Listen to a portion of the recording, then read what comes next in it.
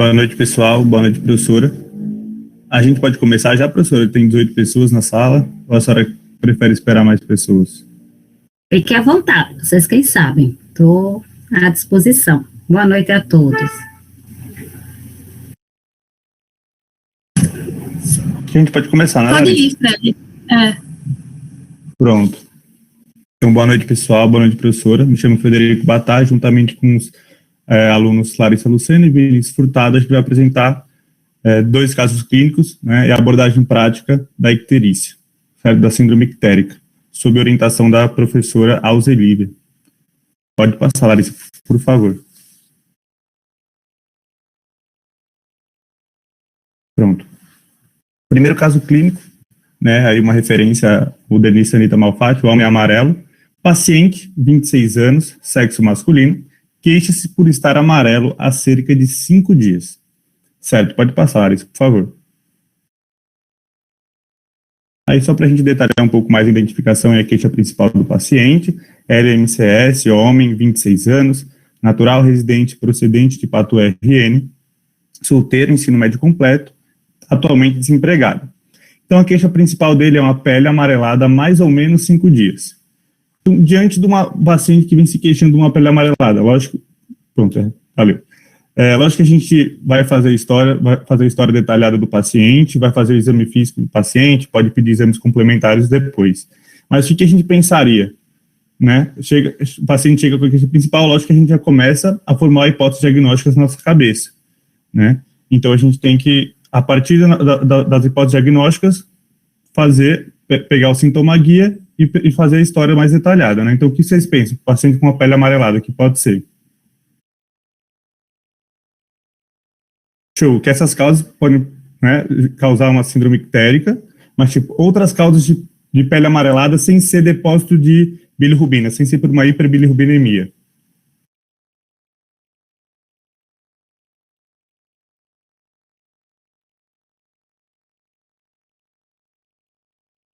Só está digitando.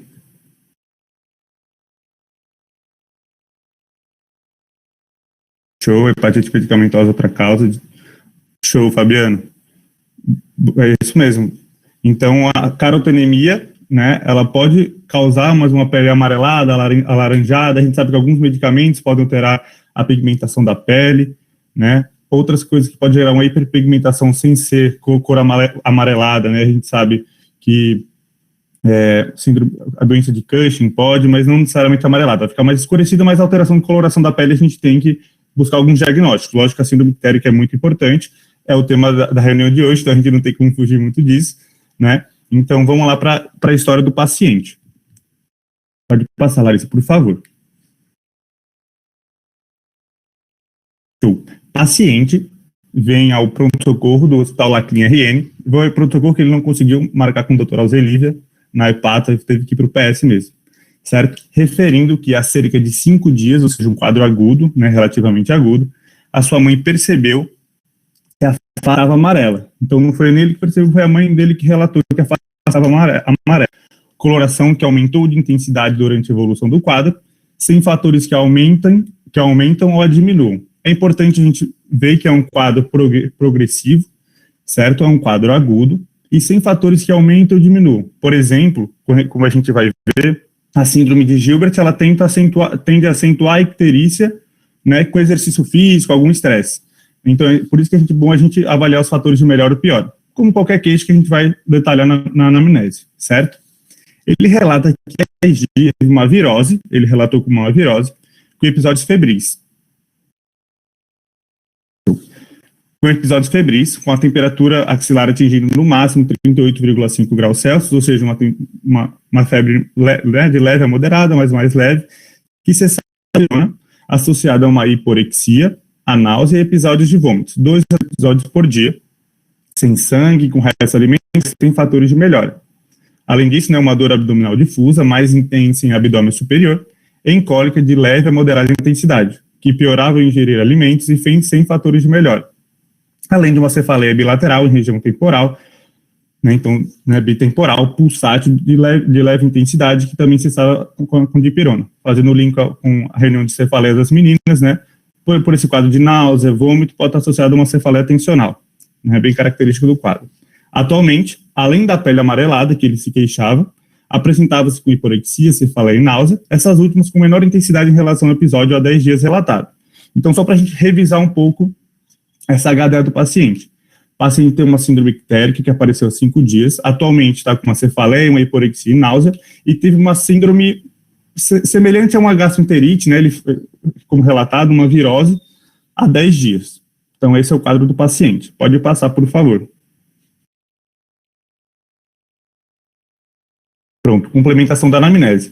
Antecedentes pessoais patológicos, nada que chame atenção, né, sem nenhuma patologia prévia, a gente está falando de um jovem de 26 anos, sem alergias, sem cirurgia do aparelho digestivo, outra cirurgia, sem internações prévias. Antecedentes familiares, só uma mãe, né, com hipertensão arterial, e hábitos de vida, uma dieta sem restrições, tem uma atividade física regular, né, faz musculação 3 vezes por semana, um etilismo social, como a maioria do pessoal daqui, certo? E nega o uso de drogas recreativas. Então, beleza. Na anamnese é isso, certo? Lembrando que é um homem jovem, com aquelas características que a gente já revisou da HDA, que não é sedentário e tem um etilismo social. E uma dieta sem restrições. Então, o de mais importante é isso. Aí, não passei ainda não. Volta, por favor. Eu ia falar para passar, mas show. Então, no exame físico, o que a gente tem que ver no exame físico? O paciente está com uma pele amarelada, a gente tem que confirmar, lógico que a gente vai pedir depois exames laboratoriais, né, para ter uma confirmação laboratorial de uma hiperbilirrubinemia, só que a gente tem que ter a confirmação, a diferenciação se aquilo era uma pele amarelada por uma carotenemia ou se é realmente por uma hiperbilirrubinemia. Então, como que a gente pode diferenciar essa pele amarelada por excesso de beta-caroteno ou por excesso de bilirrubina? Pelo exame físico, isso.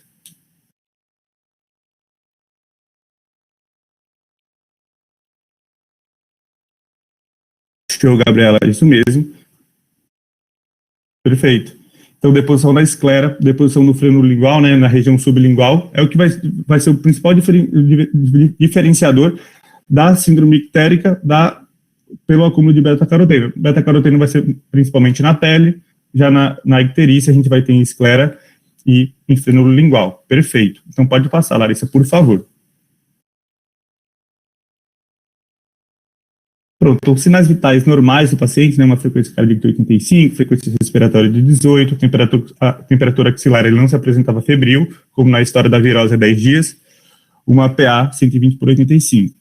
Né, exame físico geral, regular estado geral, consciente, orientado, ictérico, né, 3 cruzes em 4, normocorado, acianótico, desidratado, ele está com uma história de hiporexia, né, não está aceitando muito alimentos, água, teve história os episódios de vômitos há 10 dias, então ele está um pouco desidratado e bem perfundido, tempo de enchimento capilar menor que 3 segundos, pulsos presentes e simétricos.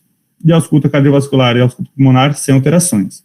Ao exame do abdômen, então o abdômen dele estava plano, normotenso, ruídos hidroaéreos presentes e normoativos, predominantemente timpânico e percussão, fígado palpável a 2 centímetros rebordo costal direito, ou seja, sem hepatomegalia, né, até o limite normal, espaço de traube livre, sem uma esplenomegalia, então, né, a percussão, doloroso a palpação difusamente, mais intensa em epigastro e profundo direito. Descompressão brusca ausente, ou seja, não tem nenhum sinal de peritonite, né, o abdômen dele estava doloroso, difusamente, mas com maior intensidade em epigastro e profundo direito, só que sem sinal de peritonite.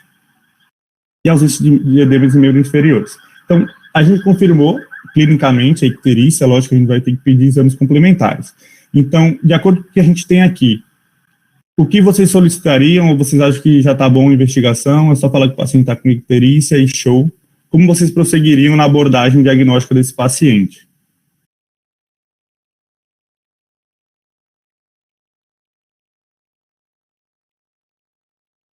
De cara a sorologia do paciente, vocês acham? Eu concordo com vocês que vai ser importante a sorologia dos pacientes.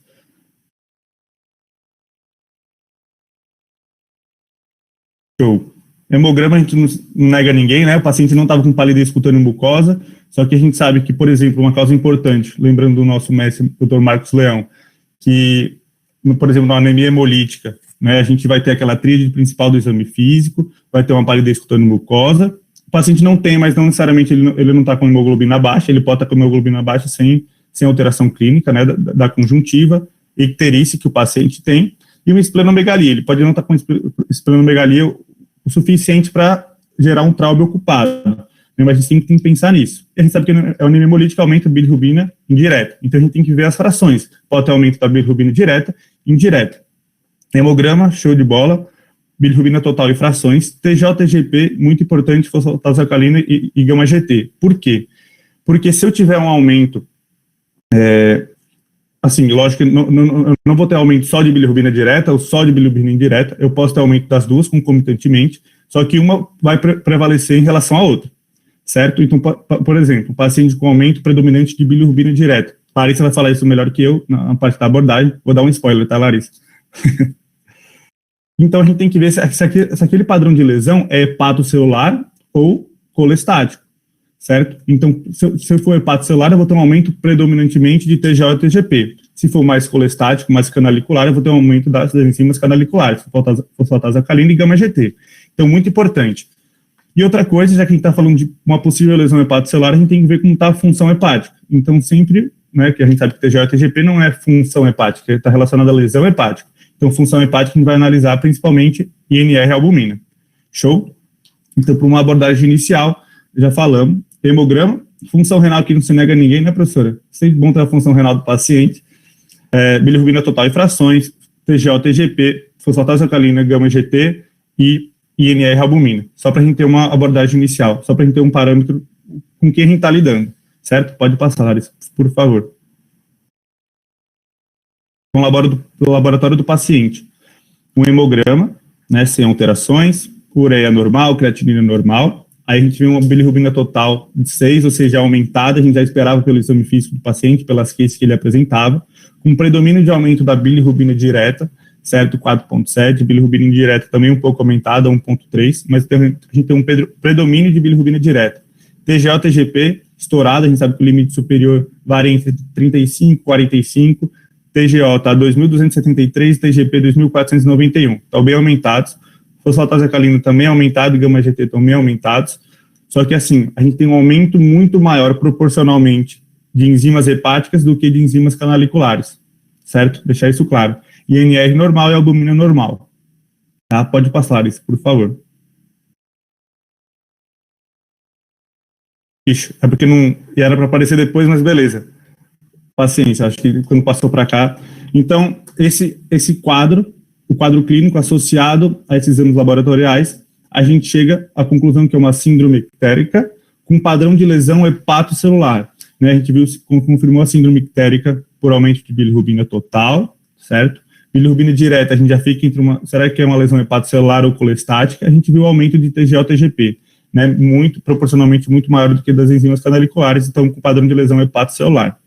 Show de bola. E quando a gente pensa numa síndrome ictérica com padrão de lesão hepatocelular, que evoluiu de forma aguda, o paciente não está usando nenhum medicamento, como vocês falaram, não é possível hepatite medicamentosa, nenhuma droga recreativa, que também pode gerar uma lesão hepatocelular, certo? O que vocês pensariam para diagnóstico desse paciente? Como a gente caminharia nessa investigação?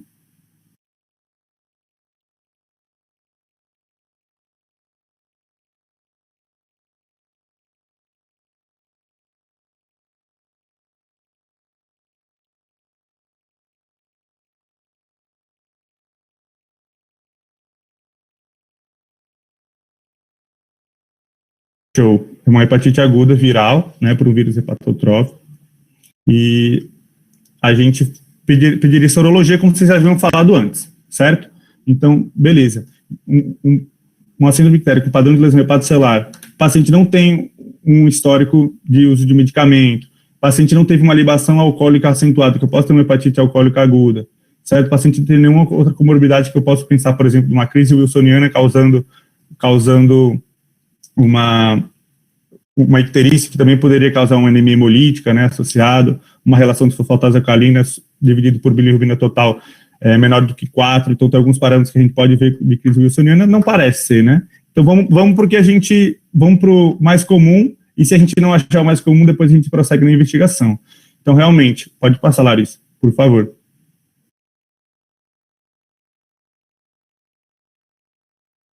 Tô modernista hoje, tá vendo, né? Só referência a modernista. Beleza. Então, sorologia viral. Show, como vocês falaram, pode passar.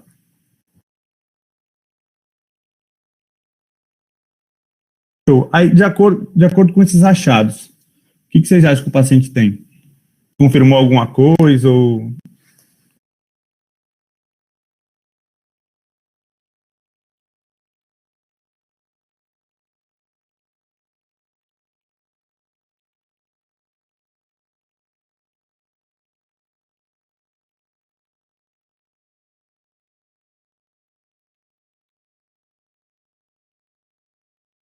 Vamos lá, vamos ler os resultados. O anti-HBS positivo, HBsAg negativo, o anti-HBC IgM e IgG negativo, certo? O anti-HCV negativo, o anti-HAV e IgG positivo. Show. Falaram aqui que ele está imunizado para hepatite B, perfeito, anti-HBS positivo, anti-HBsAg negativo, né? Nem anti-HBC positivo, que demonstra contato, então ele realmente está vacinado para hepatite B. Hepatite C, o anti-HCV negativo, né? Beleza. E o anti-HAV e IgG positivo. Será que ele realmente está com hepatite A apenas com esse resultado? Alguém tem alguma sugestão? E também tem aquela diquinha no final, né? Se faltou algo, que já dá para... Show, Carla, é isso mesmo. É isso mesmo. Faltou anti-HAV e IgM. Certo? Paciente com uma infecção prévia, pode passar, Larissa, por favor. E o anti-HV IgM dele deu positivo.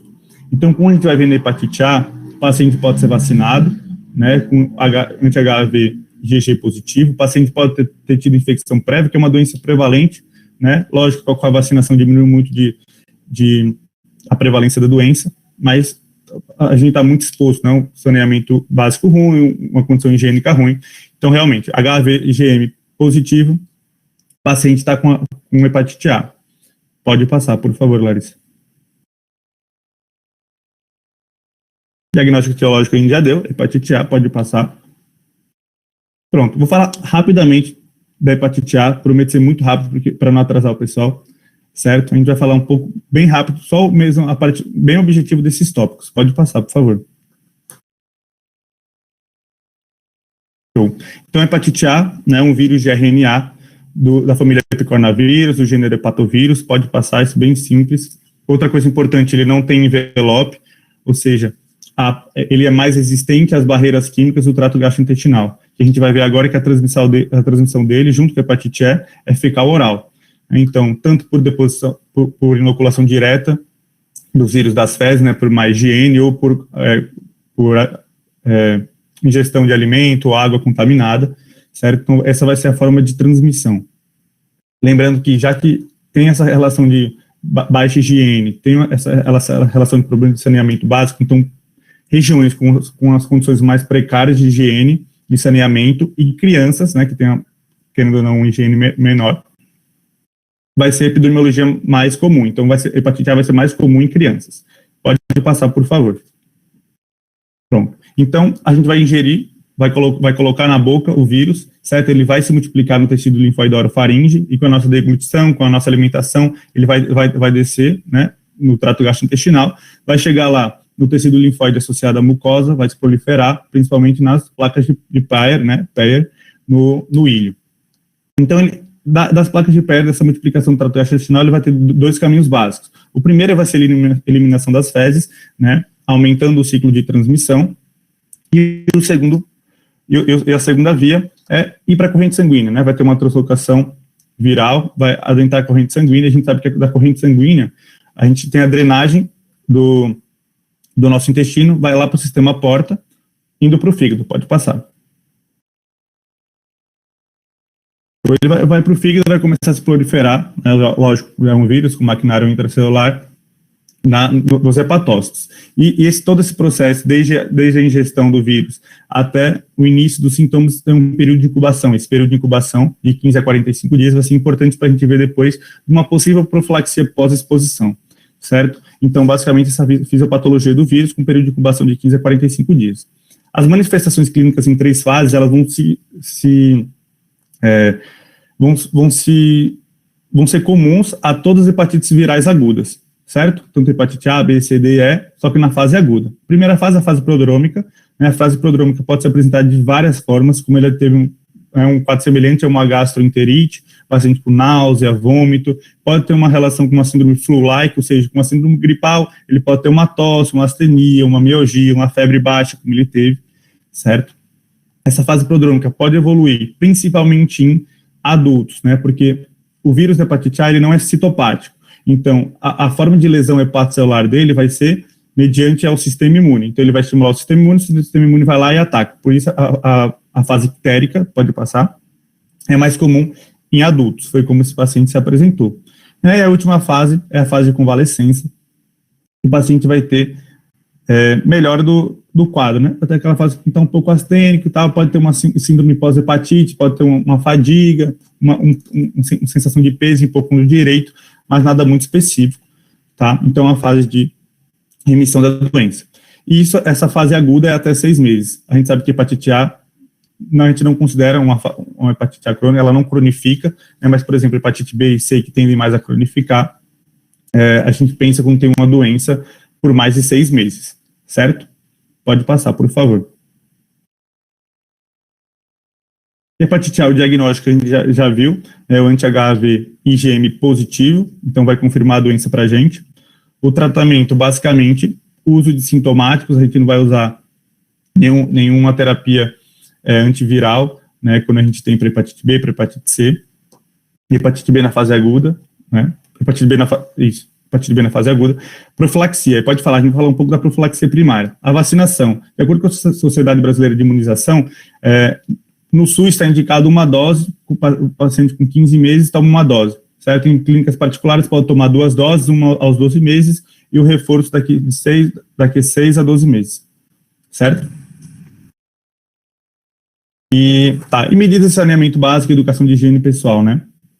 A transmissão nas fezes pelo paciente infectado pode acontecer 2 semanas antes do início dos sintomas e 1 semana depois. Em relação à profilaxia pós-exposição, é importante o período de incubação, porque, por exemplo, o Vinícius está com hepatite A, eu tive um contato direto com ele, potencialmente contaminante. Então, o paciente, eu tive um contato, eu tenho entre 12 meses e 40 anos, eu posso ser fornecido para mim a vacina contra hepatite A, certo? Se o paciente tem menos de 12 meses, o maior de 40 anos, paciente imunodeprimido, hepatopata crônico, ainda dá imunoglobulina humana para o paciente, certo? Então, de hepatite A foi um resumão, isso, e é com você, Larissa, agora. Boa noite, pessoal. Eu vou falar um pouco sobre como investigar.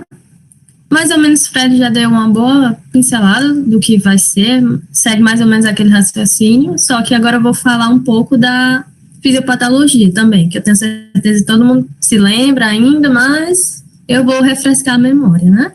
Então, a icterícia é definida pela coloração amarelada da pele, esclera em membranas mucosas devido à deposição de bilirrubina, que está aumentada na hiperbilirrubinemia. E vocês me desculpem, assim, a hiperbilirrubinemia de algumas formas diferentes, porque minha dicção com essa palavra não é lá uma das melhores, mas vamos lá. Então, um brevíssimo resumo sobre a fisiologia, que, como todo mundo já sabe, eu só vou tocar pincelar as partes principais. Eu vou dividir em captação, conjugação e excreção. Na captação, a bilirrubina é formada a partir da degradação do grupo M das hemácias. E essa bilirrubina é captada pelos hepatócitos. Essa bilirrubina, ela é insolúvel, então, para ela viajar na corrente sanguínea, ela precisa estar ligada à albumina. Essa é a famosa bilirrubina indireta, ou não conjugada. Na fase da conjugação, ela ocorre dentro do hepatócito, e a bilirrubina é convertida em um composto solúvel pela enzima glucuroniltransferase, a bilirrubina direta ou conjugada. Já na excreção, essa bilirrubina direta, ela vai para o intestino, plume intestinal, metabolizada por algumas bactérias, formando urobilinogênio. Uma parte desse composto é reabsorvida e excretada na urina, e o restante é excretado nas fezes sob a forma de estercobilina, dando aquela coloração usual das fezes. Agora, o primeiro quiz, e foi por isso que a gente escolheu essa plataforma. Vamos ver se dá certo. Deixa eu ver. Vamos lá, galera. Vocês estão vendo? Conseguindo ver o quiz? Pronto. Aguarda a resposta. Só metade respondeu, hein?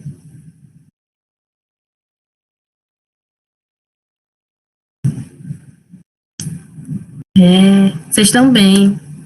Já dá para publicar. Não sei se apareceu aí, mas a maioria votou a opção A. E é isso mesmo. Que já teve o spoiler daquela foto, né? Mas, primeiro, em relação à pele, a esclera, quem primeiro fica, troca a coloração. Os níveis séricos de bilirrubina, quando aparecem na esclera, estão maiores que 2 ou 3. E quando chega na pele, eles já estão em torno de 4 ou 5. E uma curiosidade aqui, enquanto eu estava pesquisando, é que, na verdade, a bilirrubina não se deposita na esclera, ela se deposita na conjuntiva. Aí, como é transparente, dá para ver pela esclera. E agora vamos para a classificação da hiperbilirrubinemia. Como eu acabei de falar, tem 2 bilirrubinas, a direta e a indireta. Então, as duas podem estar aumentadas, ou seja, pode haver hiperbilirrubinemia direta ou hiperbilirrubinemia indireta. Então, vamos lá. A indireta é causada principalmente por 2 tipos de distúrbios: hemólise e deseritropoiese, que é o desenvolvimento defeituoso dos glóbulos vermelhos. A conjugação defeituosa da bilirrubina pelo fígado também leva ao aumento dos níveis indiretos de bilirrubina. Um exemplo, como o Fred já falou, é a síndrome de Gilbert, que é uma doença hereditária em que o fígado não consegue processar totalmente a bilirrubina, porque tem uma diminuição da enzima UDP-glucuroniltransferase, que eu já falei, que é a que faz a conjugação. Já na hiperbilirrubinemia, necessariamente a fração direta vai estar aumentada. Agora, a fração indireta pode estar normal ou aumentada também. A hiperbilirrubinemia direta, o marco dela é que a fração direta vai estar aumentada, independente da fração indireta. Então, um exemplo, acabou de hepatite aguda, por causa dos vírus, drogas ou toxinas. Também pode acontecer na cirrose hepática, em que os níveis da bilirrubina direta e indireta estarão afetados, porque tanto a conjugação quanto a secreção estarão afetadas. Também pode acontecer na colestase, que pode ser causada por um cálculo biliar ou um tumor do ducto biliar, sendo que na colestase o fígado é capaz de conjugar a bilirrubina, porém ele não consegue excretar adequadamente na bile. E o resultado é o aumento dos níveis da bilirrubina direta. Agora são os valores normais, então tá aí a sugestão para vocês tirarem um print, porque eu vou falar um pouco especificamente de alguns valores, mas nem eu me lembro, nem vocês se lembram. Então, fica aí a dica, tirar o print para dar aquela coladinha. Então, vamos lá.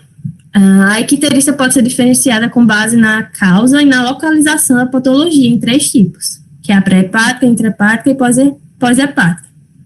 Vai lembrar que as doenças de cada grupo têm achados laboratoriais semelhantes. Então, na icterícia pré-hepática, a capacidade do fígado de conjugar a bilirrubina foi excedida, levando ao aumento de bilirrubina indireta. Em contraste com a colestase, que eu falei antes, os níveis de bilirrubina sérica total raramente excedem 10 mg por decilitro. No caso de os níveis serem mais altos que esses 10 mg, é muito improvável que seja pré-hepática, porque não tende a aumentar tanto assim. Além disso, como os hepatócitos e os ductos biliares não estão sendo afetados, já que o problema é antes do fígado, os níveis séricos das transaminases, da fosfatase alcalina, gama-GT, são todos normais. E em relação a esses 2 tipos que eu coloquei aí, que é a hemólise e a eritropoiese deficiente, como é que vocês diferenciariam, assim, no laboratório? Já que ambas são causas de icterícia hepática. Alguém poderia dizer?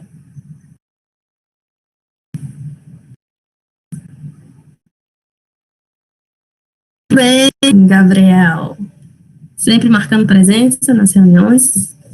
Ambos estariam com a hemoglobina baixa, né? Mas na hemólise haveria a presença de reticulócitos, enquanto na deseritropoiese, que é a dificuldade de eritropoiese, reticulócitos estariam baixos. E, resumindo, os achados laboratoriais clássicos da pré-hepática são a bilirrubina indireta elevada, a bilirrubina na urina e níveis normais de transaminases séricas. Na icterícia intrahepática, que foi a que Fred apresentou, o dano ocorre em hepatócitos, o que eleva a bilirrubina direta e indireta, já que no hepatócito há a captação, a conjugação e a excreção da bilirrubina. Então, todos esses processos vão estar prejudicados. Porém, a etapa limitante, assim, a principal nesse caso, é o transporte da bilirrubina do hepatócito para os canalículos biliares. Ou seja, a característica predominante na icterícia intrahepática é a redução da excreção da bilirrubina, enquanto a conjugação é prejudicada em um grau menor. Diferente da icterícia pré-hepática e pós-hepática, os achados clínicos indicam função hepática prejudicada, que na pré-hepática não tem, e na pós-hepática não tem na mesma quantidade da intrahepática. Pode ser acompanhada por acolia fecal e colúria, mas também não é a maior característica desse tipo.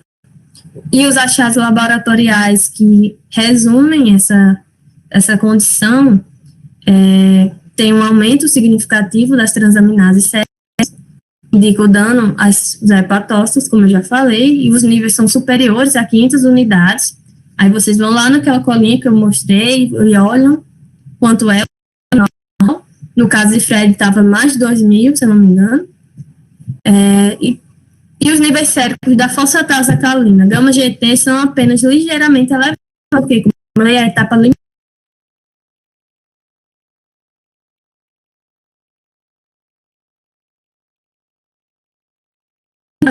enzimas catálicas. Então, como elas não estão afetadas, o nível sérico delas não está um pouquinho elevado. Já na icterícia extrahepática, ocorre a colestase. É uma condição na qual o fluxo da bile do fígado para o intestino é retardado ou bloqueado. Então, há uma estase. Há uma elevação significativa dos níveis séricos de bilirrubina nos hepatócitos. Porque há uma elevação significativa dos níveis de bilirrubina e na direta, porque a conjugação da bilirrubina nos hepatócitos não é prejudicada, ou seja, não tem direta, porque ela já foi toda conjugada. Com o resultado do bloqueio, já que é uma colestase, uma estase, a excreção fica prejudicada e resulta em níveis mais elevados de bilirrubina sérica. Então, essa é o que dá os níveis mais elevados de bilirrubina sérica, quando é pós-hepática. Os níveis de bilirrubina podem chegar até 30 miligramas por decilitro. Vocês lembram que eu acabei de falar que o da intrahepática pode ficar maior do que 10, e agora pode ficar em torno de 30. A cor da urina, essa sim, é mais escura nesse caso, é a famosa colúria, e a acolia fecal, que são as fezes mais claras, e principalmente porque a bilirrubina não chega ao colo, então ela não é metabolizada em estercobilina, já que tem uma obstrução na passagem. Já quanto aos achados laboratoriais, como os hepatócitos não são afetados diretamente na icterícia extrahepática, os níveis das transaminases são normais ou apenas moderadamente elevados, o famoso tocados. E os níveis das transaminases ficam mais ou menos inferiores a 200, o que na intrahepática eram acima de 500, aqui ficam inferiores a 200. Os níveis da bilirrubina direta estão aumentados e a fosfatase alcalina, a gama-GT, também estão bem elevadas, geralmente mais de 3 vezes o valor de referência. Aqui é só um quadrinho resumo com tudo que eu acabei de falar. em que a icterícia pode ser resumida em pré-hepática, intra-hepática e pós-hepática, com suas causas, as principais causas aí. E geralmente a gente faz essa classificação foi feita baseada nos níveis de bilirrubina direta e indireta e através de exames, como o Fred falou, hemograma, transaminases, enzimas colestáticas, que são as que eu falei, gama-GT, fosfatase, alcalina. E um jeito fácil de lembrar esse mnemônico, hot liver, que o H é de hemose, o O é de obstrução, o T de tumor e liver de doenças hepáticas. É porque é em inglês, mas dá para traduzir bem desse jeito. E essa fotinha para vocês não esquecerem nunca mais. Esse também é um quadro resumo, já que eu falei muita coisa, então depois a gente pode disponibilizar para vocês verem direitinho. Como eu peguei de uma referência americana, tinha também um teste da urina, o dipstick, que eu não sei se usam muito aqui no Brasil, a professora pode falar depois, eu nunca vi em nenhum canto. Mas enfim. Então vamos lá, como fazer a abordagem?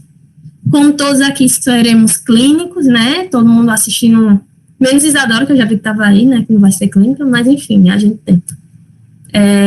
A abordagem diagnóstica de um clínico. Fazer uma anamnese detalhada, um exame físico, pedir os exames de forma direcionada e tanto os laboratoriais quanto os de imagem.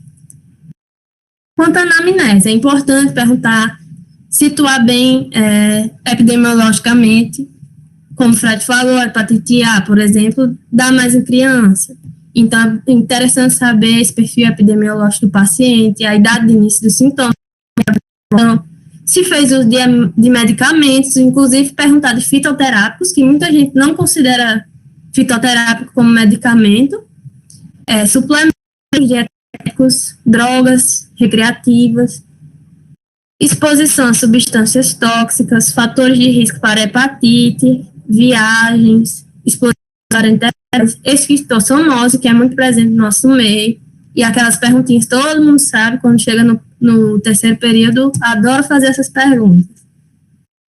Antecedentes patológicos, HIV, hepatite, doenças hereditárias, distúrbios hemolíticos, histórias de operações abdominais, incluindo cirurgia da vesícula biliar, porque eu não duvido de chegar um paciente e a primeira coisa que pensar é que tem uma pedra na vesícula, sendo que a pessoa não tem mais vesícula. Então, por isso que é importante, pelo menos, perguntar. E os sintomas associados. Então, se a gente pensar uma história de febre associada a calafrios ou dor no quadrante superior direito, com uma história de cirurgia biliar anterior, é bem sugestiva de colangite aguda, por exemplo. Sintomas como anorexia, mal-estar, mialgias, como a gente já viu hoje, de hepatite viral. Se tem dispneia, astenia, palidez, podem sugerir anemia hemolítica, acolia fecal, colúria, prurido, esteatorreia e dor abdominal são fortes indicadores de colestático, como eu já falei. Então, anamnese detalhada e um exame físico direcionado, né? Pesquisando as principais causas. Então, começando crânio caudal. Pesquisar a encefalopatia para ver se há sinais tanto da encefalopatia como baixa concentração, tremores, já pensando numa doença hepática crônica. Na pele, tem vários sinais cutâneos, né, tanto do hepatopata crônico como telangiectasias, petequias mesmo, se for distúrbio de coagulação, essas coisas. Quanto ao fígado, a palpação pode estar mais dolorido, ele pode estar aumentado, se for um paciente cirrótico pode estar com o aspecto alterado. A CIT também, para pesquisar se o paciente tem ou não, voltando para a parte do hepatopata crônico. Além disso, tem um sinal de Courvoisier, que é a vesícula biliar palpável, que é causada por obstrução distal, que a gente vai ver já já. E como eu falei, sinais de insuficiência hepática crônica, hipertensão portal, ascite, esplenomegalia, aranha vascular, etc. Outro quiz. Eu falei agora, então vamos lá.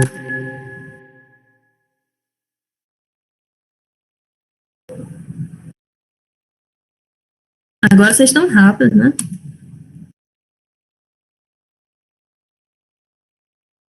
Deixa eu ver se eu publico. Pronto. Então, é isso mesmo, não, o que a maioria botou. A icterícia nem sempre é um sinal confirmatório de colestase, já que, como a gente está falando até agora, também podem indicar outras coisas, como a hemólise. Por outro lado, também pode ter a colestase sem icterícia, se for logo no início, nos estágios iniciais. Aqui é um resuminho dos exames laboratoriais. São os exames que não podem faltar numa investigação de icterícia. E está mais ou menos aí o que vocês têm que esperar. Está muito aumentada, 2 cruzes, pouco aumentada, só 1 cruz, e normal, para revisar depois.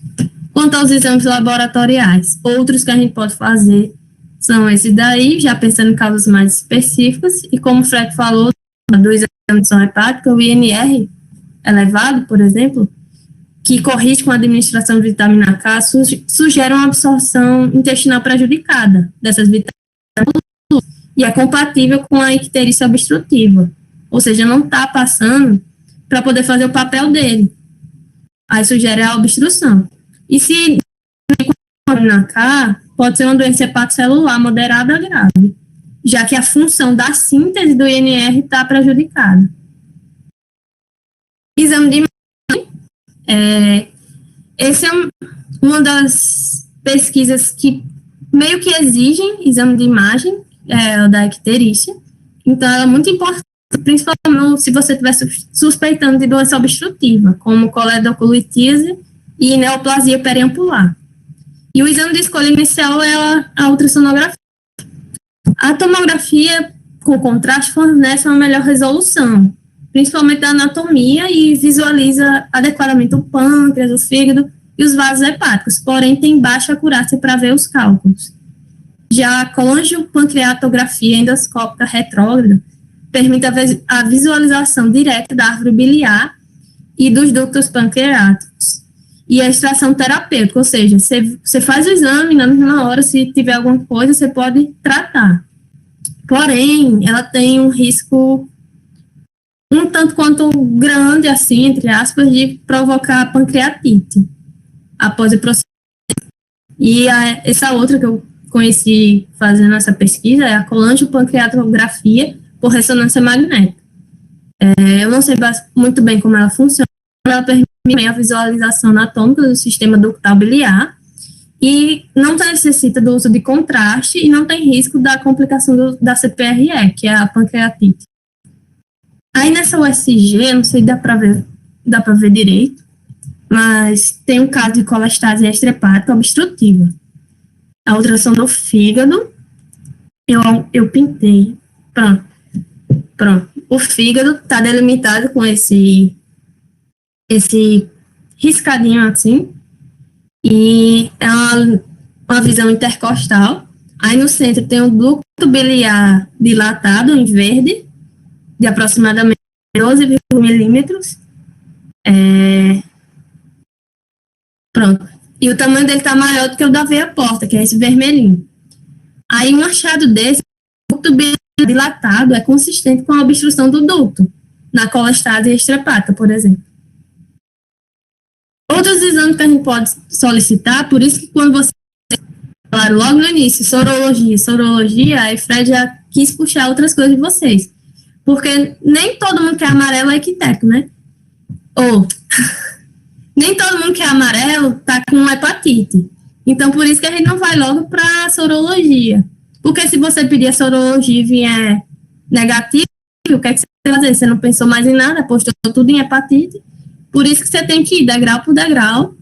E aí sim, quando vocês virem a característica da hiperbilirrubinemia, darem um local mais ou menos em tudo que eu falei, vocês vão fazendo o direcionamento para os exames de acordo com sua suspeita diagnóstica. E essas são uma das opções: leptospirose, icterícia. Quem passa no gizedo na época de chuva está correndo um grande risco. Eu mesma já corri esse risco, né? Fui até internada, mas enfim. História para outros capítulos. cobre da urina e a ceruloplasmina, pensando em doença de Wilson, que principalmente em crianças pode dar a versão mais ictérica. E é isso. O tratamento, como o Fred falou, ele foi, na verdade, assim, a gente descobrindo a causa, a gente vai tratar a causa. Então, vai depender.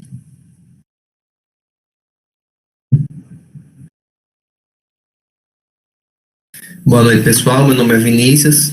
Eu vou dar seguimento aqui à nossa apresentação com outro caso clínico. Então, vocês já tiveram um caso clínico com o Fred, Larissa já falou da fisiopatologia, já falou da abordagem também. Então, vamos para esse último caso clínico com vocês já capacitados e preparados para abordar a síndrome ictérica. Pode passar. Então, o paciente, certo, paciente de 67 anos, sexo masculino, queixa-se de amarelão nos olhos há cerca de 20 dias. Pode passar. Aqui na identificação e queixa principal, para a gente conhecer um pouco melhor o nosso paciente, MJBC, homem, 67 anos, como eu já disse, natural, residente e procedente de Pau dos Ferros, no Rio Grande do Norte, ensino médio incompleto, agricultor, casado e pai de 2 filhos. Queixa principal dele, amarelão nos olhos há cerca de 20 dias, certo? Então, a gente já tem que acender uma luz para a síndrome ictérica. Vou passar. Então, aqui na história da doença atual, certo?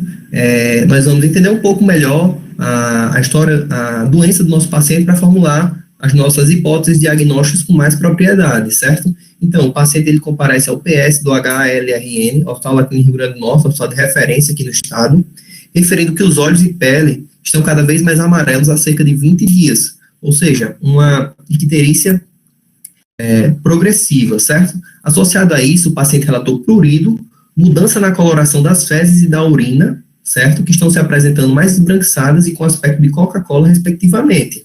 Que, como o Larissa já falou, então, o paciente ele está com, além da icterícia, está com as fezes esbranquiçadas e a urina com aspecto de Coca-Cola, lembrando a colia fecal e colúria, que ela já explicou quando falou do metabolismo da bilirrubina, certo? Que faz parte também da síndrome ictérica. Ele referiu também dor abdominal em epigastro há cerca de 1 mês, sem radiação, sem caráter específico, classificada como 4/10 na escala de intensidade, com melhora espontânea após cerca de 30 minutos e com pior ao se alimentar e sem outros sintomas associados. Além disso, o nosso paciente, ele diz que perdeu cerca de 10 quilos nos últimos 3 meses. O paciente ele tinha 70 quilos e agora está com 60 quilos, isso em apenas 3 meses, sem dieta, sem nada, ou seja, foi uma perda de peso bem significativa. Então, o nosso sintoma guia, para guiar montar o nosso raciocínio clínico, será a síndrome ictérica, certo? E aí, resumindo o nosso caso, nós temos um homem de 67 anos com icterícia, que é o nosso sintoma guia, associado a dor em epigastro e uma perda de peso significativa. Quando eu falo icterícia, você pode incluir a colia fecal e a colúria como componentes da síndrome ictérica. E tem o prurido também, que é outro sintoma que entra na nossa HDA. Pode passar. A complementação da anamnese, nosso paciente usa losartana, 50 mg uma vez ao dia, metformina XR, 1000 mg 2 vezes ao dia. Com relação aos antecedentes pessoais, ele é hipertenso há 30 anos, diabético tipo 2 há 10 anos. Com relação aos antecedentes familiares, a mãe morreu de câncer gástrico aos 60 anos e o pai infartou aos 70 anos. Com relação aos hábitos de vida, ele é sedentário, relata apenas uma dieta com restrição de massas devido à sua diabetes, tabagista com a carga tabágica significativa de 25 maços ano, e ele negou o alcoolismo.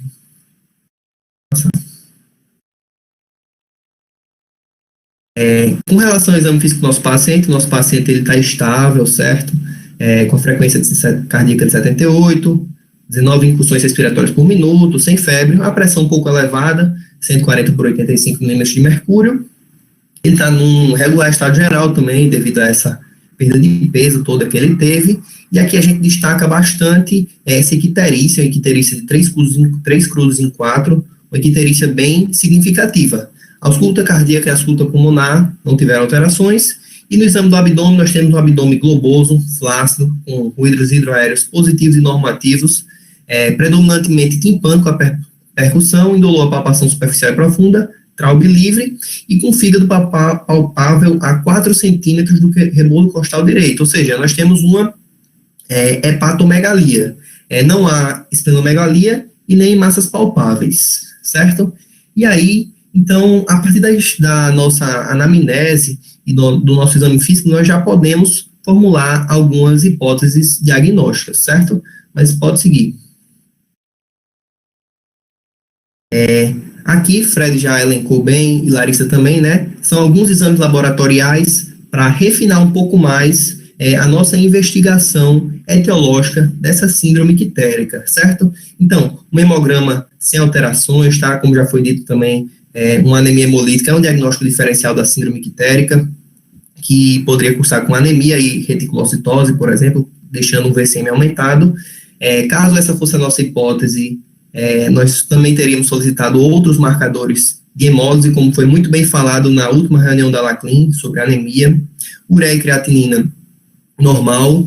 O paciente tem uma hiperbilirrubinemia às custas, principalmente de bilirrubina direta, certo? Com 19,4 de bilirrubina direta e 5,9 de bilirrubina indireta. TJO e TGP um pouco aumentados, certo? Como o Fred bem falou também, TJO e TGP são marcadores de lesão hepática, TJO 232 e TGP 264, fosfatase alcalina de 2.955 e gama-GT de 897, que são as nossas enzimas canaliculares, certo? Lembrando que a fosfatase alcalina, ela é um pouco menos específica para os canalículos biliares, certo? Porque ela pode se aumentar também em caso de destruição óssea. O gama-GT é um pouco mais específico. Como o gama-GT também está bastante aumentado, a gente pensa nessa fosfatase alcalina como de origem canalicular. O INR, tempo de protrombina, e INR albumina, que são marcadores de função hepática que também estão dentro da normalidade. Então, beleza, nós temos um paciente, homem, 67 anos, com icterícia, dor em epigastro, perda de peso significativa, que tem uma hiperbilirrubinemia às custas de bilirrubina direta, certo? Transaminases um pouco elevadas e enzimas canaliculares bastante elevadas, certo? Então, pode passar. Sindromicamente, como vocês poderiam caracterizar esse paciente? Um pouco além da síndrome ictérica por colestase. Muito bem, Gabriela. Pode passar. É justamente isso. Como nós temos um predomínio, uma elevação muito mais substancial das enzimas canaliculares do que das transaminases, nós temos uma síndrome ictérica muito mais de padrão colestático, certo? E a partir daí, nós podemos formular alguns diagnósticos diferenciais. E aí eu gostaria que vocês me dissessem, assim, pelo menos 3 diagnósticos diferenciais de síndrome ictérica com padrão colestático. O pessoal está escrevendo aí. Câncer de cabeça de pâncreas. Boa, Fabiano. E aí, galera, o que mais? Já foi um. Obstrução por cálculos. Um coledocolitíase, por exemplo. Certo? Rafael colocou coledocolitíase também. Boa, falta só mais um. E aí? Uma colestase intrahepática, alguém conhece? Alguma causa? Mais alguma? Dole 1, Dole 2, Dole 3. Então, pode passar, Larissa. Então, pode passar de um em um. Coledocolitíase, não, calma, um de cada vez. Coledocolitíase, certo? Coledocolitíase, como foi bem falado no chat, é o quê? É uma obstrução do ducto colédoco por um cálculo, que na maioria das vezes esse cálculo é oriundo da vesícula biliar, causando uma obstrução ao fluxo da bile e, dessa forma, desencadeando a síndrome colestática, certo? E aí nós poderíamos ter uma síndrome ictérica de padrão colestático. Então, é uma causa bem comum e que nós devemos sempre lembrar. Pode passar. Tumores. Fabiana aí falou muito bem também, Gabriela. Tumores podem causar uma síndrome ictérica de padrão colestático também. Aqui a gente enfatiza o quê? Os tumores periampulares, como tumores de cabeça de pâncreas, tumores do próprio ducto colédoco também, que podem obstruir o fluxo da bile, tumores da ampola de Vater propriamente dita, e tumores do adeno. Esses tumores periampulares, eles podem causar essa síndrome ictérica de padrão colestático, e sempre deve ser, nós devemos sempre pensar neles quando falamos desse diagnóstico sindrômico. Pode passar. Colangite esclerosante primária já é uma causa um pouco menos comum, certo? É uma doença de etiologia indefinida, certo? Idiopática, se caracteriza por inflamação e fibrose das vias biliares, causando uma estenose e desencadeando a síndrome colestática. É mais comum em pessoas mais jovens, em torno de 40 anos, certo? É um diagnóstico diferencial também, pode acometer tanto as vias biliares intrahepáticas, quanto extrahepáticas, quanto as duras. Pode passar. Colangiopatia relacionada à SIDA, ou à AIDS, certo? Que é basicamente uma inflamação crônica das vias biliares, podendo acometer as vias biliares intra- e extrahepáticas, em pacientes com AIDS, normalmente pacientes com CD4 menor do que 100, certo? E essa inflamação crônica ela é causada por um ou mais patógenos oportunistas que vão causando essa inflamação nas vias biliares e causando estenose das vias biliares, desencadeando a síndrome colestática também. Essa colangiopatia relacionada à SIDA, ela era muito mais comum antigamente, antes da terapia antirretroviral de alta potência. Ela cometia cerca de 26% dos pacientes com AIDS. Hoje, com o advento da terapia antirretroviral de alta potência, ela é muito menos comum, felizmente, graças a Deus. Pode passar. Colangite biliar primária, uma causa importante de colestase intrahepática, certo? A doença autoimune acomete principalmente pessoas mais jovens, e que aí na investigação da colangite biliar primária existe um marcador, que é um antimitocôndria, que ele é positivo em cerca de 90% dos casos, 90 ou mais, e caso esse marcador não positive e a suspeita prevaleça, você pode realizar a biópsia hepática para fechar esse diagnóstico de colangite biliar primária. Hepatite viral, Fred falou muito bem que da hepatite viral, que ela costuma se apresentar, normalmente ela se apresenta com um padrão muito mais de uma síndrome ictérica de padrão hepatocelular, com transaminases extremamente elevadas, como ele bem demonstrou no caso dele, certo?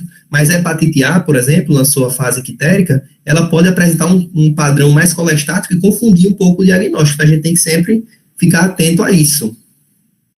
Pode passar. Drogas e toxinas também podem causar uma síndrome ictérica de padrão colestático. Aqui a gente pode falar, por exemplo, da clorpromazina, que é um antipsicótico de primeira geração, que hoje é um pouco menos utilizado, mas ainda tem o seu papel na prática clínica. Pode seguir. Pode.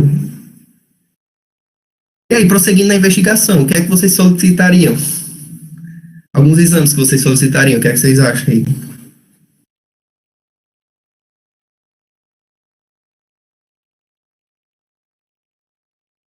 Sonografia, Gabriela, Rafael, muito bem, show.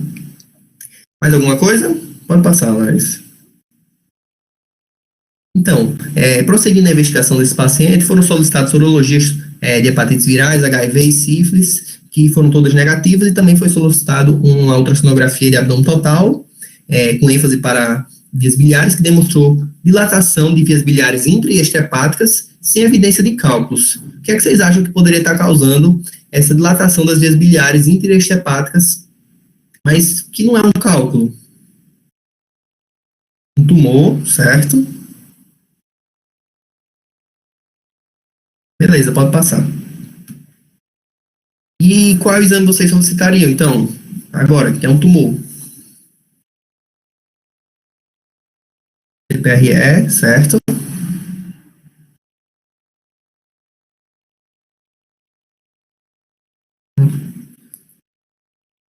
PC, beleza, pode passar. Então, justamente, poderia ter sido solicitada uma colangiopancreatografia retrógrada endoscópica, uma tomografia também, certo? Um ultrassom endoscópico também. Nesse caso, foi solicitada uma tomografia de abdômen, que teve uma imagem sugestiva de câncer de cabeça de pâncreas, causando obstrução ao fluxo de bile e, consequentemente, dilatação das vias biliares intra- e extrahepáticas. Certo? A tomografia demonstrou isso. Aqui eu vou fazer um adendo que a ultrassonografia de vias biliares ela é um exame muito bom para identificar massas na cabeça do pâncreas, principalmente para massas acima de 3 centímetros. Quando nós falamos de massas com menos de 3 centímetros, a sensibilidade já baixa bastante. Isso aqui é uma tomografia demonstrando uma neoplasia de cabeça de pâncreas, justamente causando uma dilatação das vias biliares. Pode passar.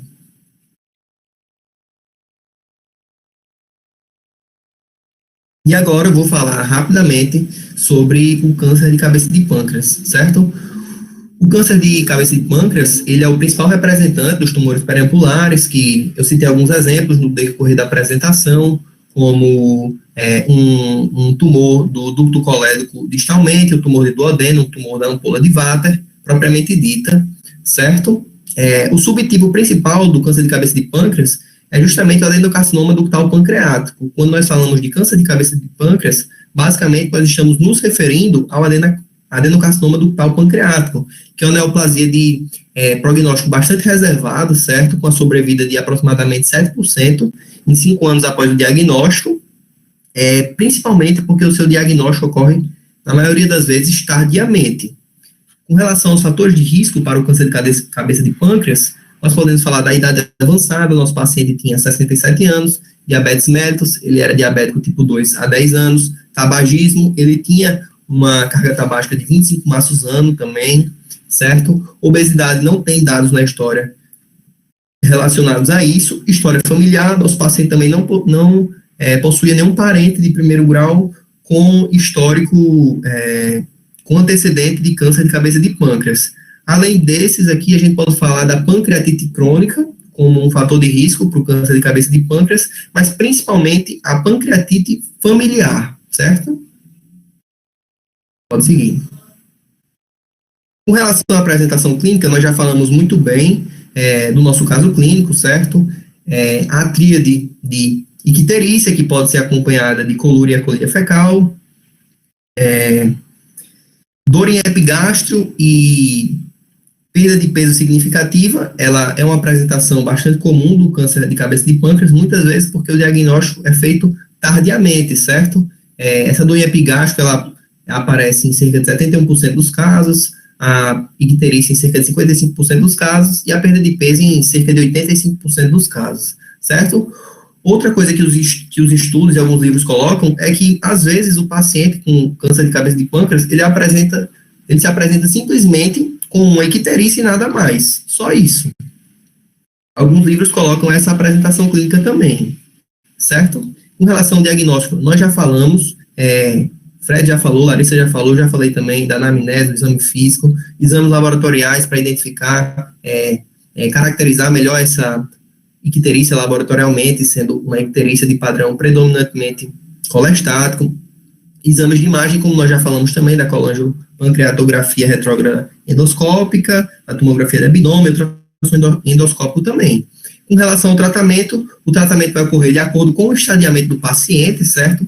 Se o tumor ainda for ressecável, ainda for possível, pode-se fazer a cirurgia de Whipple, mas esse não é o foco da nossa reunião. Antes de finalizar, Vinícius, rapidão, só para reforçar um negócio que a gente abordou a abordagem da síndrome ictérica várias vezes, 3 vezes, né? Porque esse último caso de câncer de cabeça de pâncreas foi um caso que eu e Vinícius a gente teve contato no Giseuda, no curso de férias, e assim, não era um homem de 67 anos, tabagista, diabético, obeso, era uma mulher de 17 anos, sem fator de risco, chegou com essa síndrome ictérica, esse tabagismo, essa perda de peso. Ela tinha linfonodo supraclavicular, só que na admissão, ela não estava na admissão, foi com a evolução da internação dela que apareceu alguns linfonodos supraclaviculares, né, esquerdos principalmente. Ou seja, é muito importante a gente seguir essa abordagem, esse passo a passo, para a gente não comer bola, né? Porque a gente, uma menina com 17 anos já não é um tumor, não é bem por aí, ela tinha um câncer de cabeça de pâncreas. Então, é só reforçando a importância de a gente seguir o passo a passo e o raciocínio diagnóstico.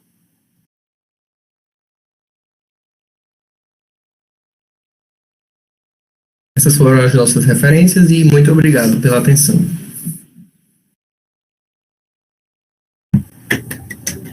Perfeito, pessoal. Parabéns, viu? Muito bom. Vocês querem perguntar? Eu vou deixar um tempinho para alguma dúvida. Vocês queiram alguma pergunta para as meninas? Antes de eu... Não vou fazer muitos comentários, porque não sobrou muita coisa para eu falar, né?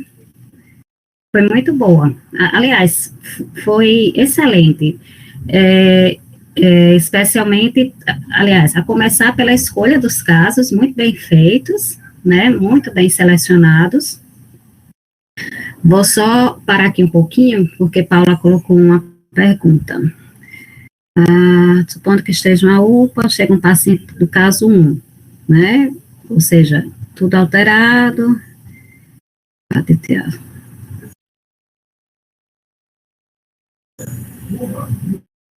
Então, você quer responder, Frederico? Professora, posso responder. Gostaria de entender melhor se é algum tipo de orientação, sinal de alarme, porque acompanhamos certo. Então, a importância de a gente pedir a sorologia, a gente sabe que hepatite A, dificilmente ela vai acarretar em uma hepatite fulminante, né? Cerca de, a média, assim, dos estudos, ele fala cerca de 0,35% dos casos de hepatite A vão gerar uma hepatite fulminante. Né? A gente sabe que os níveis de TGA e TGP não estão relacionados a pior prognóstico, tá? Isso é outro ponto que eu esqueci de falar, mas é um ponto importante.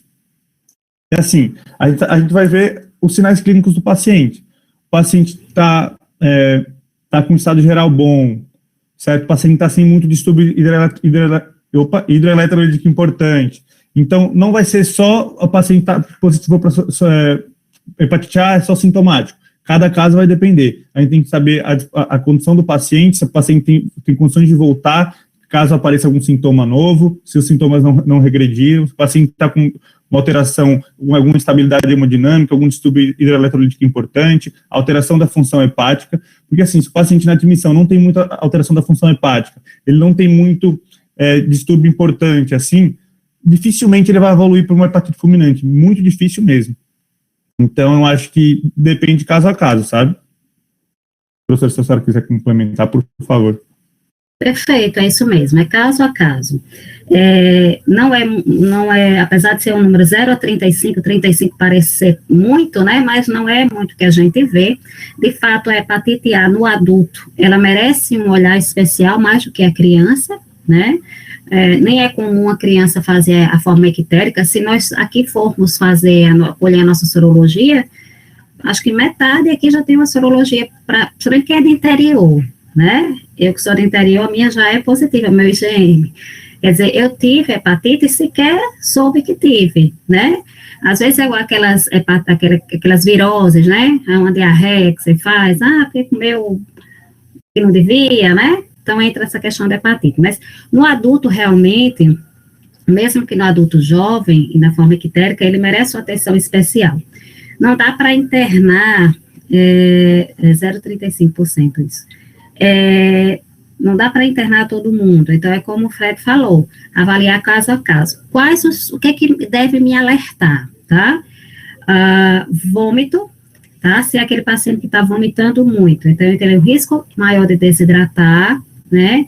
Um risco maior de descompensar. Então, se o paciente está vomitando, então esse paciente deve ficar no hospital até ser estabilizado. Se você conseguir estabilizá-lo a nível de urgência, né, de uma UPA, fazer hidratação, sintomático, não tem problema. Melhorou, vai para casa.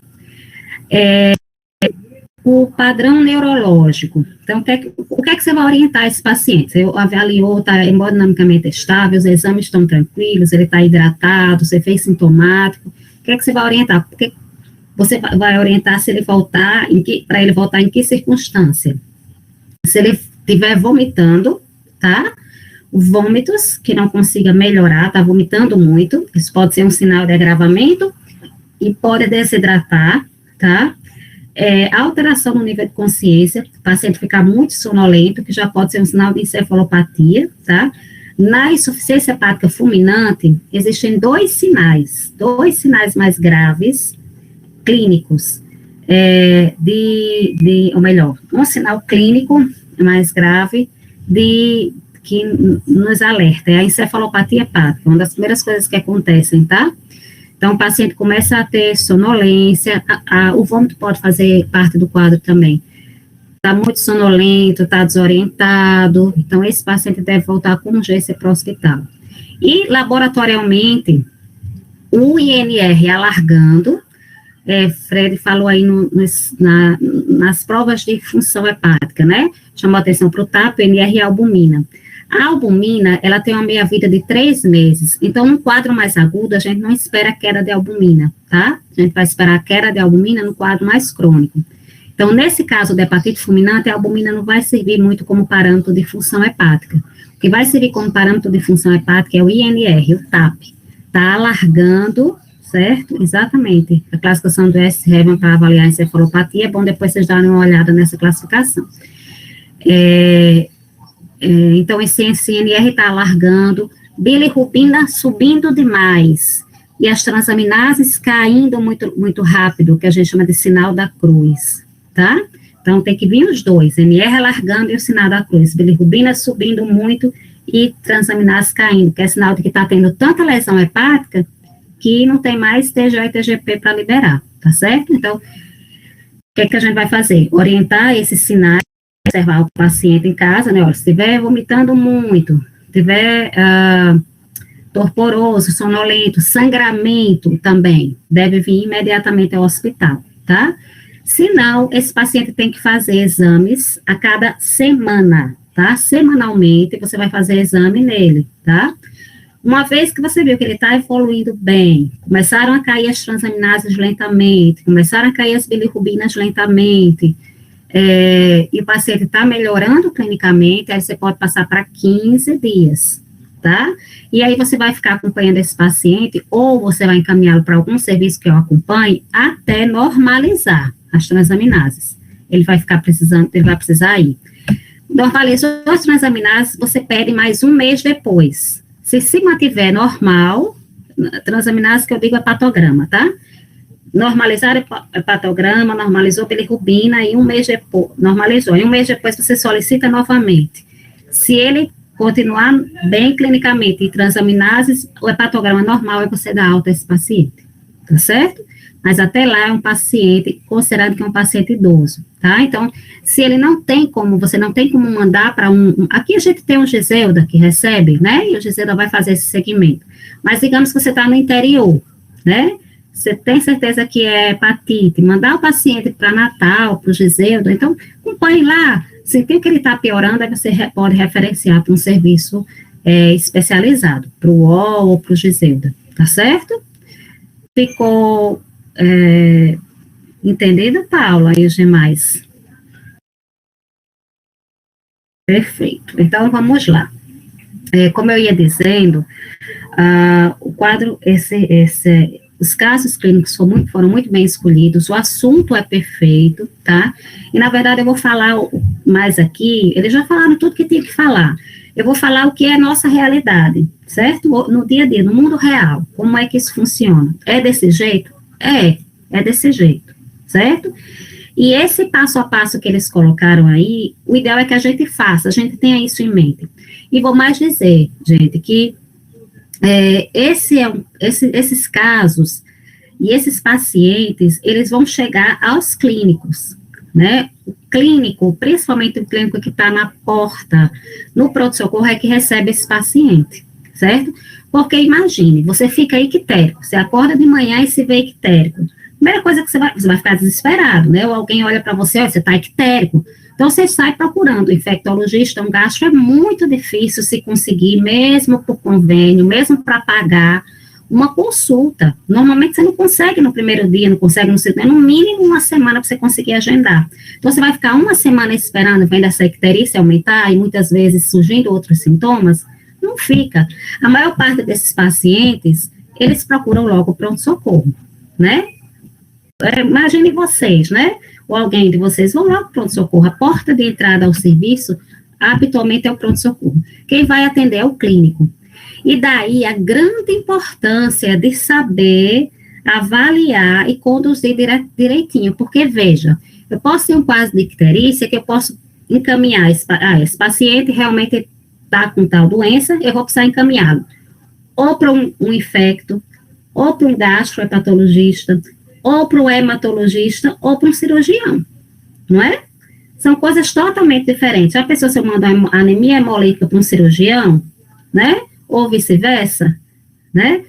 Então, quem vai fazer isso são vocês, que vão estar lá na porta de entrada, né? Se Deus quiser, eu não, nunca mais. Quer dizer, nunca, diga nunca, mas se Deus quiser, não vou tentar não precisar ir. Mas, enfim, tem quem gosta de pronto-socorro. Mas a gente tem que passar pelo pronto-socorro em algum momento da vida, né? E a gente tem que saber essa definição. Então, saber, nem sempre a gente vai ter, mesmo nos pronto-socorros de urgência, de privados, nem sempre a gente tem tudo em pronto-socorro, tá? O pronto-socorro tem sua lista de exames, e principalmente no SUS. Mas esses que os meninos colocaram aí fazem, certo? O hepatograma, a função renal, né, como o Fred, o hemograma, Fred colocou aí a função renal, a bilirrubina direta, ela é nefrotóxica. A gente tem pacientes que entram muitas vezes em hemodiálise, pacientes ictéricos, colesterol com icterícia muito alta, que fazem hemodiálise por causa de hiperbilirrubinemia. Então, importante a função renal, tudo que vocês colocaram não tiraria nada, tá?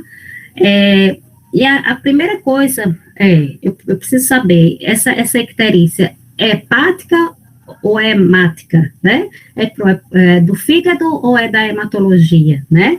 E um hemograma, como vocês colocaram, um exame físico bem feito. Imagine, esse paciente de Vinícius poderia ter uma vesícula palpável, um sinal de Courvoisier-Terrier, né? E aí você já pularia um bocado de etapa, né? E até também para a gente estar evitando pedir exames, um exame físico e uma anamnese bem feitos, a gente evita de estar pedindo exame sem necessidade. Por exemplo, esse paciente dele precisa fazer uma sorologia, né? Se você avaliou direitinho o hepatograma, né, viu que ele está com transaminases muito elevadas, transaminases elevadas, mas canaliculares muito elevadas, eu não vou pedir sorologia, eu vou pedir uma ultrassonografia, né? E aí, a ultrassonografia vem com dilatação de vias biliares. Poderia pedir uma colangio-ressonância, se eu tiver no pronto-socorro do Hospital do Coração, posso, certo? Mas se eu tiver na UPA, não vou ter, né? Mas aí eu vou ter a possibilidade de encaminhar esse paciente para fazer no Valfredo, uma tomografia, e a tomografia já pode mostrar aí a massa no pâncreas. Então, eu não vou mandar esse paciente para o hepatologista, nem para o infectologista, nem muito menos para o hemato, eu já vou encaminhá-lo para o cirurgião. Essa paciente que eles citaram aí o exemplo, né? Dessa moça que internou no HGT. Por que ela foi para HGT? Porque estava ictérica, né? Icterícia, eu recebo muito paciente dos colegas infectologistas, né? Porque está ictérico, é hepatite, manda pro infecto. E a maioria nem é. A maioria nem é. Veja, foi terminar lá uma paciente com tumor de pâncreas, né?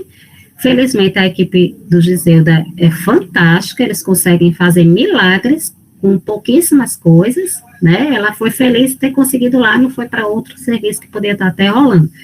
Mas eles não tinham nem, de certa forma, a obrigação de interná-las, né? Porque não é um hospital para isso, né? Um hospital de doença infecciosa. Mas porque foi, talvez, mal conduzida, mas aqui eu abro um parênteses também. Eu já trabalhei em interior, e eu sei como é a dificuldade que é de interior. Às vezes a gente não tem nada, né? Só tem a parte clínica mesmo, nem hemograma a gente tem.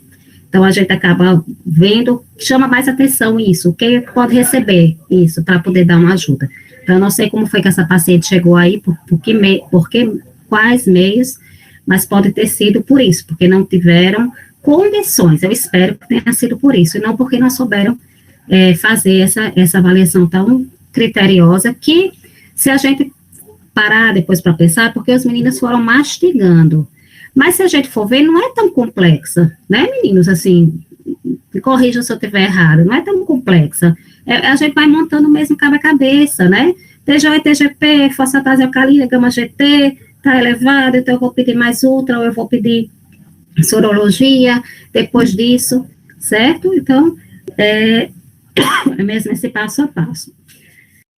Hepatites virais, quando a gente estiver diante de uma icterícia hepática, certo? Intrahepática mesmo, ela sempre tem que estar, a gente sempre tem que pensar, aliás, qualquer elevação de transaminase, a gente tem que pensar sempre em hepatite viral e solicitar, tá? É muito frequente, mais do que a gente imagina. Existem milhões de pessoas que são infectadas e não sabem que são, certo? Inclusive, a gente está até, vou abrir um parênteses mais uma vez, no mês de julho, que é o mês amarelo, o julho amarelo que a gente chama, que é o mês de conscientização das hepatites virais, e a Sociedade Brasileira de Hepatologia está fazendo um trabalho muito intenso, porque para a gente tentar mudar o quadro das hepatites virais no Brasil, hoje o Brasil, a principal causa ainda de câncer de fígado e de transplante de fígado ainda é hepatite C, e hepatite C é uma doença que tem cura, certo? Não causa icterícia, obviamente, mas é só um exemplo. Então, paciente com elevação de transaminases, tem mais de 40 anos, tá? Não deixem de pedir sorologia, você pode salvar a vida desse paciente, certo? Mas vamos voltar aqui. O que é que eu anotei aqui? Então, achei interessante, achei muito bom quando eu vi aqui no bate-papo, né, no link, no chat, quando colocaram nas hipóteses lá de Fred, a hepatite, anemia hemolítica, então, que começaram além da hepatite e anemia hemolítica, começaram a abrir um leque de possibilidades, né, porque é como a Larissa falou, né, nem toda icterícia é hepatite, né, então foi muito bom ver isso, inclusive ver até a beta-carotinemia como hipótese, né, lembrando que a beta-carotinemia a gente vai ter mais amarelão mais na palma, mais nas mãos e nos pés, né, não dá aquele quadro, não é nem só na esclera, não dá aquele quadro no corpo todo, mas é interessante lembrar que tem isso, tá, porque eu já atendi em consultório pacientes que foram achando que estavam com hepatite e por causa dessa alteração.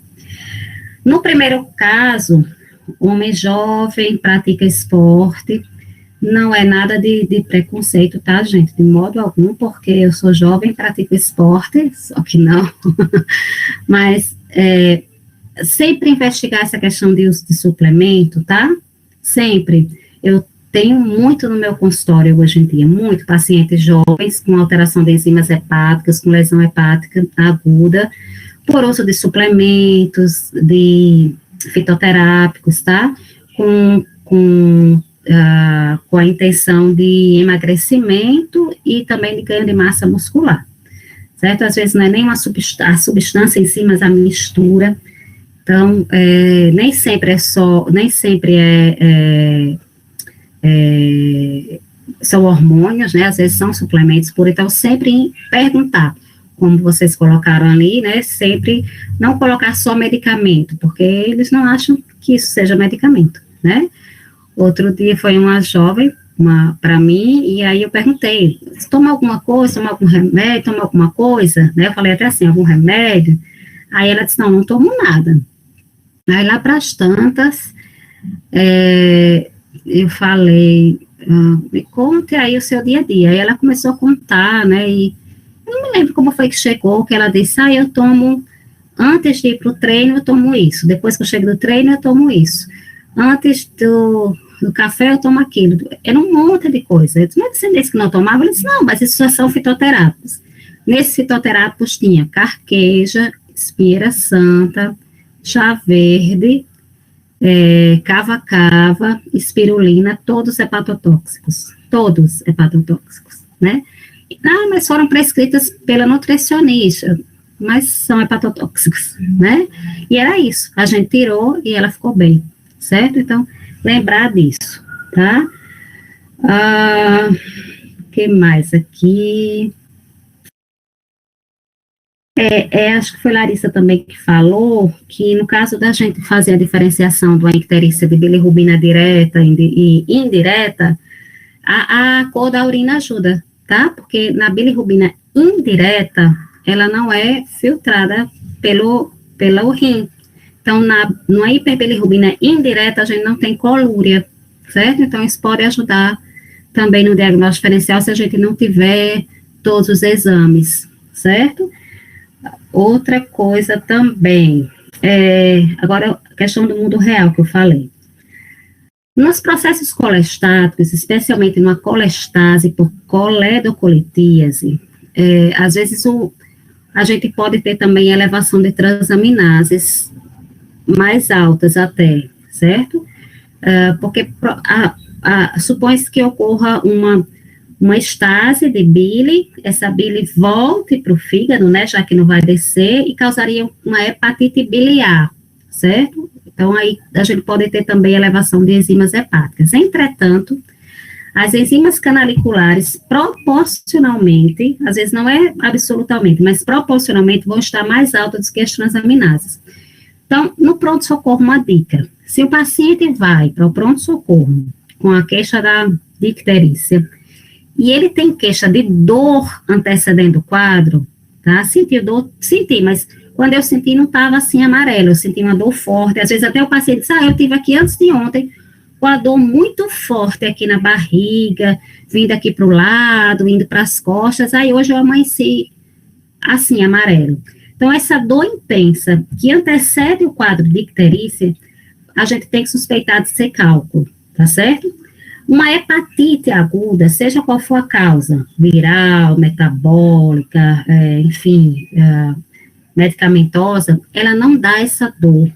Ela pode dar um desconforto no hipocôndrio direito, certo? Aliás, dá desconforto, se tiver uma hepatomegalia, uma dor que distende a cápsula, então é uma dor, mas é uma dor que acompanha o quadro, certo? Eu tô ictérica, tô com a dor, tô com astenia, tô com hiporexia, tudo começou junto. A dor não é o principal. Quando a dor é o principal sintoma, então pense em algo mais agudo, como um cálculo, tá? Esse contexto. Essa coisa mais arrastada, um pouco mais arrastada, com perda de peso, como o Vinícius colocou, né? Isso lembra a gente uma obstrução mais crônica, e o cálculo não causa uma obstrução tão crônica assim, não é comum, até pode, mas ele causa muito sintoma, né? Uma colangite, uma coledocolitíase, ela normalmente causa muito mais sintoma do que uma icterícia que vai surgindo, né? Com o tempo. A icterícia, o prurido, ela acontece muito mais na icterícia por obstrução do que na icterícia por lesão hepática.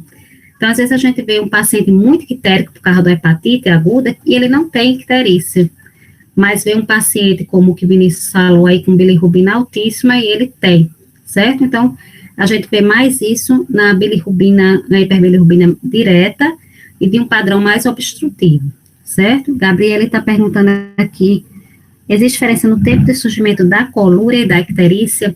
Não tem como a gente determinar, porque isso depende muito da observação. Às vezes o paciente diz, não, primeiro eu vi a urina escura, achei estranho, aí depois que eu vi o olho amarelo. Na verdade, isso pode ter acontecido simultaneamente, né? Mas o que chamou a atenção de imediato foi a urina mais escura, e depois ele vai olhar a icterícia, mas não existe uma diferença muito fechada em relação a tempo, não, tá certo? E nem sempre a gente vai ter a colia fecal, ou hipocolia, porque se descer um pouquinho de bile, ela vai colorir as fezes, então nem sempre ela vai sair tão branca, né? Ela vai sair mais clara nos quadros de uma, no caso de Vinícius falou aí, no caso de um tumor, certo? Achei essa a questão da CPRE e da colangiorressonância, né, que Clarissa falou. A CPRE, ela veio primeiro, certo? A CPRE, ela revolucionou o tratamento das coledocolitíases, porque imagine, antigamente, quando não tinha CPRE, era um cirúrgico, então tinha que abrir, tirar o colédoco, fazer uma derivação, era muito mais mórbida a cirurgia, para se tirar o cálculo.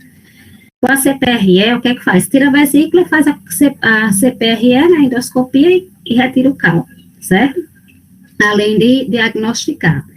Só que aí depois veio a colangiorressonância. A colangiorressonância melhorou mais ainda o diagnóstico das obstruções biliares. Por quê? Porque ainda não tem o risco que a CPRE tem. A CPRE é um exame radiológico contrastado. É endoscópico e radiológico. Ele coloca o endoscópio, né?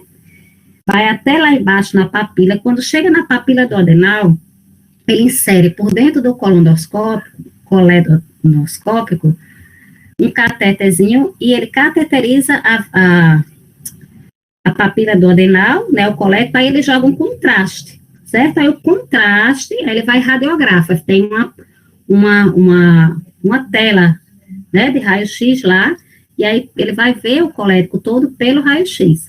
Só que a papila, quando ele joga o contraste lá dentro, para o colético, pode ir também para o pâncreas. Lembra que a saída do ducto pancreático principal é exatamente na papila do adenal, na maioria das vezes, então pode ir para o pâncreas. Nas mãos de um endoscopista mais experiente, ele faz de tudo para não entrar, certo? Mas nem sempre se consegue. Então, tem esse risco. Outra coisa, se o paciente tem um tumor lá em cima, por exemplo, o tumor de Klatskin, vocês já ouviram falar nesse tumor de Klatskin? É a questão de prova, tá? O tumor de Klatskin, ele é um tumor, é um colangiocarcinoma, é um tumor de vias biliares que acomete a bifurcação, a junção do ducto hepático direito com o ducto hepático esquerdo, ducto biliar hepático direito com esquerdo. Aí ali se forma um tumor, nessa junção, lá em cima no fígado. Então, esse contraste pode subir e depois não conseguir descer, porque tem esse tumor. Aí, esse contraste ficar lá em cima, pode ser causa de colangite, certo?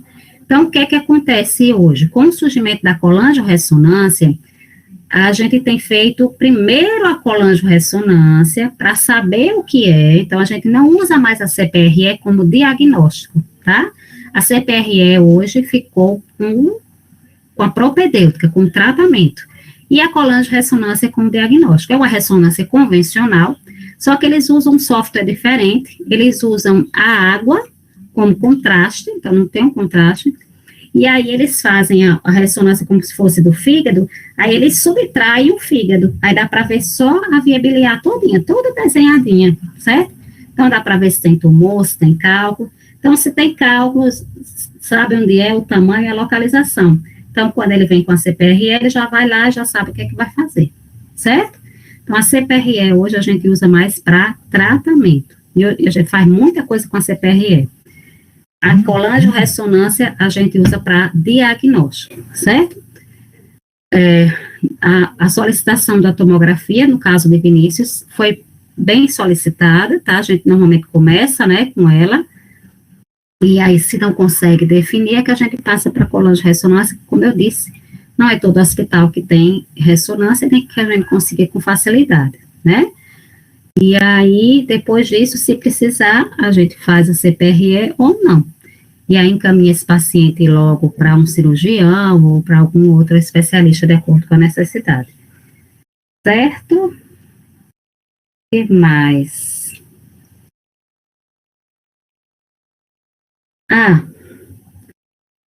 Deixa eu fazer só uma perguntinha para vocês. Se eu tenho um paciente, por exemplo, esse paciente de Vinícius, ele é lá de Pau dos Ferros, se ele demorar uns 3 meses para chegar até aqui, ou 4, ele está piorando, e se esse paciente chegar aqui com o INR normal é 1, tá? E ele chegar aqui com INR de 2, isso significa o quê? Ele está em insuficiência hepática ou tem alguma outra coisa que possa justificar?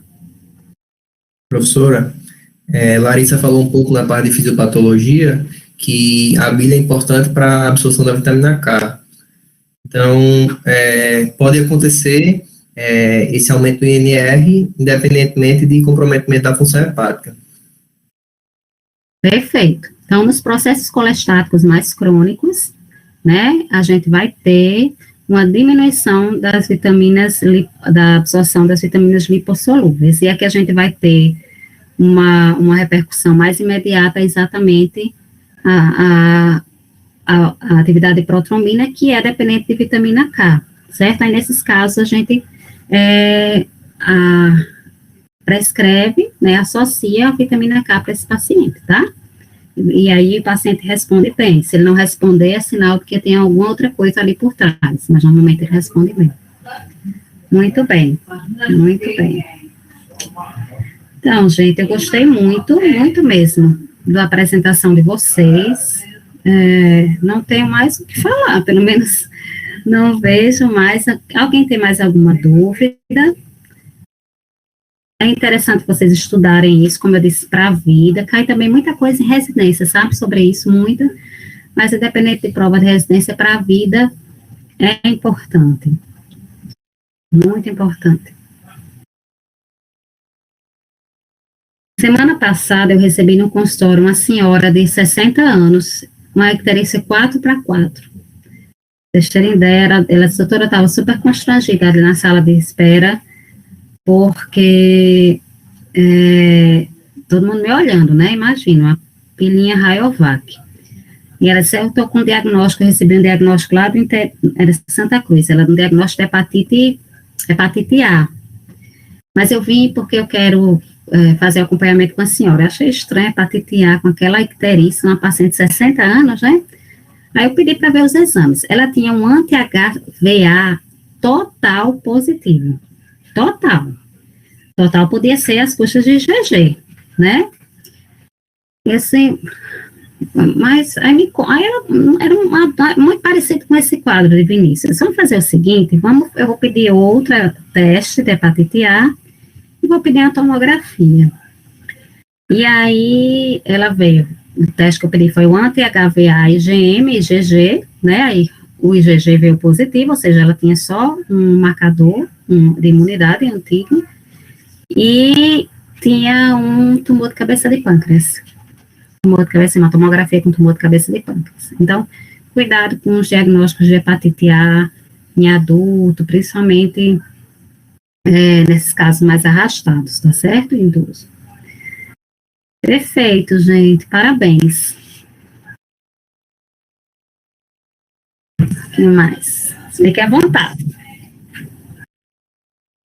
Aparentemente não tem mais perguntas. Eu queria agradecer, professora, a sua disponibilidade por estar aqui com a gente 8 horas da noite, né? Discutindo até 9h30. Sempre muito atenciosa. Muito obrigada por nos receber e por participar das nossas reuniões de forma tão proveitosa. Eu que agradeço, me sinto lisonjeada, viu? Pelo convite e estou à disposição. Parabéns pela liga, viu? Vocês, muito legal. Obrigada. Agora a Liga tem canal no YouTube, gente. Então, todas as reuniões serão gravadas e disponibilizadas lá. Essa foi a primeira, já que é a primeira da nossa segunda passada, digamos assim. Todo mundo mais experiente, então a gente começou a gravar as reuniões, para quando precisar dar aquela revisada. Então é isso, né? Se tem alguma coisa a falar, mais alguma dúvida, aproveitando, né? Só agradecer também a professora, a Larissa, Fred, que ajudaram na apresentação, e a todo mundo que participou aí no chat. A participação foi muito bacana hoje. Verdade, muito obrigado. Foi bem bacana a participação. Muito obrigado, professora. Sempre é um aprendizado. A gente estuda, mas sempre tem alguma coisa para aprender. É incrível. Muito obrigado. Obrigada também, gente. Tchau, até a próxima. Boa noite, todo mundo. Boa noite. Boa noite.